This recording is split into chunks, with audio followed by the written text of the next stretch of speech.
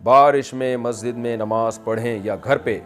क्या दौरान बारिश मस्जिद में जाकर नमाज पढ़ना बेहतर है या घर में नमाज पढ़ें? उबैदुर्रहमान, औरंगाबाद, इंडिया से। रसूलुल्लाह सल्लल्लाहु अलैहि वसल्लम ने फरमाया, इज़ा बतल्लतिन निआल फस्सलातु फिर रिहाल। जब पाँव भीगना शुरू हो जाएं तो नमाज फिर अपने अपने घरों में पढ़ी जाए।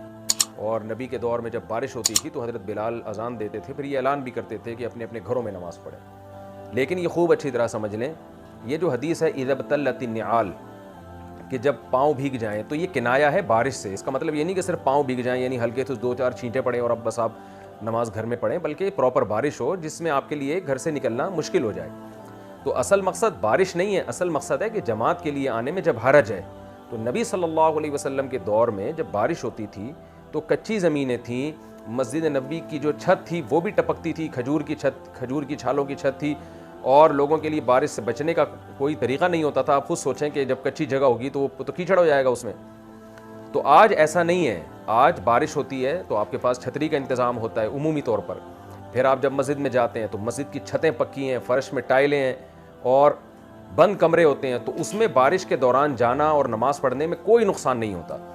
तो इसलिए हदीस के ज़ाहिर को ले लेना कि जब भी बारिश होगी नमाज घर में पढ़ी जाएगी, ये बिल्कुल गलत है। हदीस के ज़ाहिर का मफ़हूम क्या है, क्योंकि बारिश में निकलना मुश्किल होता है। तो नबी के दौर में मुश्किल होता था, आज इतना मुश्किल नहीं है। हाँ, जिसके लिए मुश्किल है वो घर में नमाज़ पढ़े।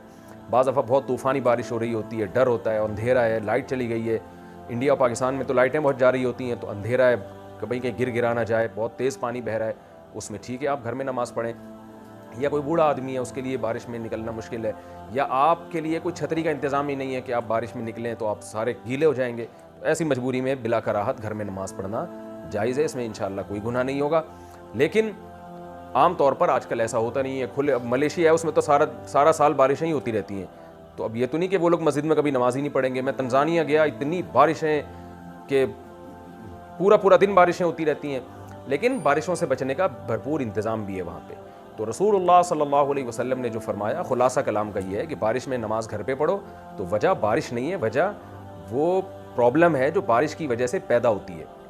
तो वरना बारिश बजाते खुद कोई ऐसी चीज़ नहीं है जिससे हमें जमा से नमाज छोड़ना जायज़ हो, बल्कि बारिश की वजह से जो टेंशन होती थी सहाबा इकराम को, कीचड़ होता था, उसमें मस्जिद की छतें टपक रही हैं, तो वो वजह है। तो अगर कहीं ऐसा नहीं है, पक्की सड़कें हैं, तो बिल्कुल आप आराम से मस्जिद तक जा सकते हैं। गाड़ी में बैठ के, आजकल तो लोग एयर कंडीशन गाड़ियों में बैठते हैं, या हीटर वाली गाड़ियों में बैठ के मस्जिद पहुँचे, और मस्जिद भी पैक होती है, तो उसमें कोई टेंशन नहीं होती। तो वहाँ फिर जमा से नमाज़ पढ़ना बहरहाल ज़रूरी होगा। लेकिन अगर बारिश की वजह से कोई प्रॉब्लम हो रही है तो फिर बहरहाल शरीयत में इजाज़त है, नबी सल्लल्लाहु अलैहि वसल्लम ने इजाज़त दी है, फिर ऐसे मौके पे घर में नमाज़ पढ़ने में कोई हरज नहीं है।